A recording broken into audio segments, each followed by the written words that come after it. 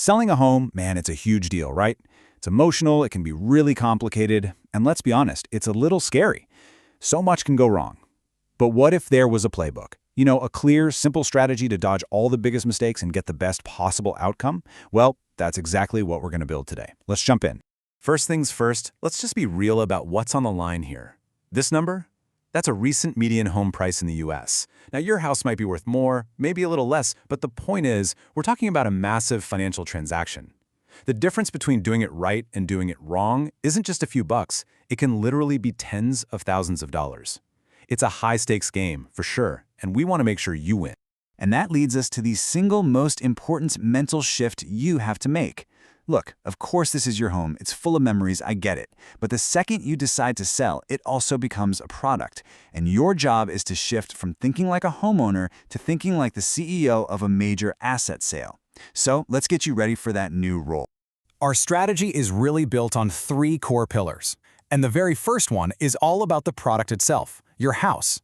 Before we even think about price or marketing or anything else, we have to perfect the product. This is the area where you have the most control, and honestly, it's the foundation for everything that comes next. It really boils down to 4 key actions. We're talking about repairing all those little nagging issues, you know the ones. Giving the house a deep, professional level clean. Staging it so buyers can actually see themselves living there. And finally, boosting that all-important curb appeal. Think of these not as chores, but as investments in creating that wow first impression that gets buyers really, truly excited. Okay, what's really fascinating about this is the psychology behind it all. See, the amateur seller sees a leaky faucet and thinks, it's just a drip. But a buyer sees that same drip and their mind races. What else had they neglected? Is there some kind of hidden water damage? The pro eliminates every single one of those doubts.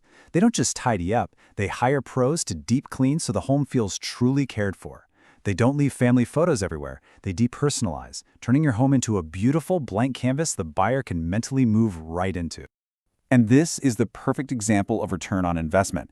We're not talking about spending money here, we're talking about investing it to make more money.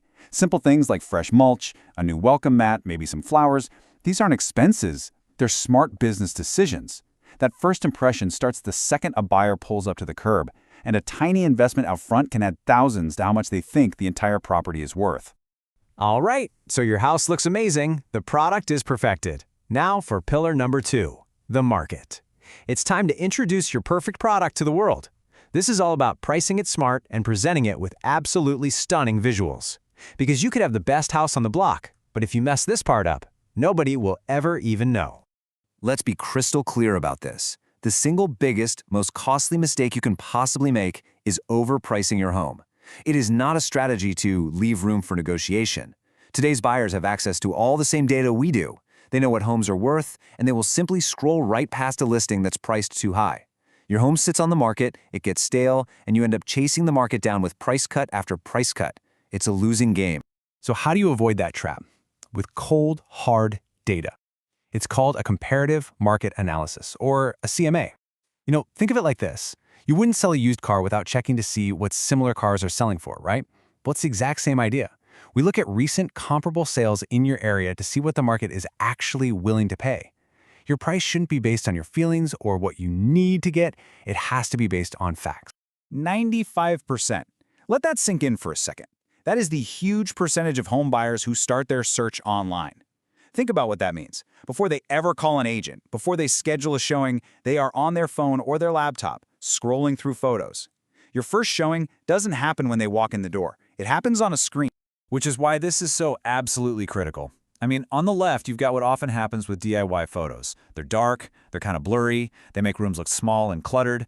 On the right, you have the professional approach. Bright, sharp, expertly composed images that make a buyer stop scrolling and say, whoa, I need to see that house.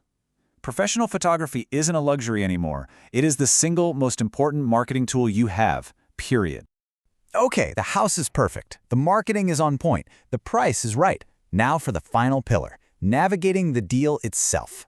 This is where people come into the picture, negotiations, showings, disclosures. And it's also where a lot of really great deals can completely fall apart if you're not ready for it.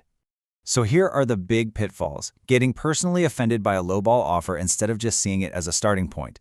Making it super difficult for buyers to see the house, or worse, following them around while they're trying to look. Trying to hide a known problem, which, by the way, almost always comes out during the inspection and just destroys all trust. And finally, not having the right expert in your corner to guide you. All of these come down to professionalism and transparency.